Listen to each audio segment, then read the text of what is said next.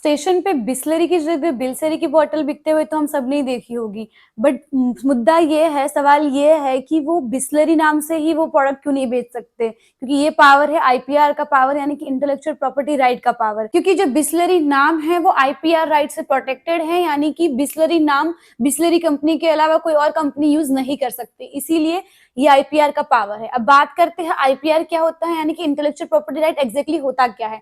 आपके दिमाग की जो क्रिएशन है, आपके माइंड की जो इनोवेशन है, उसको प्रोटेक्ट करता है आईपीआर। आईपीआर कहता है कि प्रॉपर्टी में जैसे ऑनरशिप होती है, वैसे आपकी क्रिएशन में भी, क्रिएटिविटी में भी ऑनरशिप होनी चाहिए। आईपीआर के मेन टाइप्स है, उसमें सबसे पहले बात करें तो कॉपीराइट की।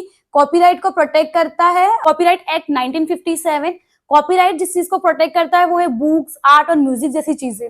अब बात करते हैं पेटेंट राइट की। पेटेंट एक्ट से प्रोटेक्ट होता है, और यानी कि जो नई इनोवेशन और टेक्नोलॉजी होती है उसको पेटेंट राइट यानी कि पेटेंट एक्ट प्रोटेक्ट करता है।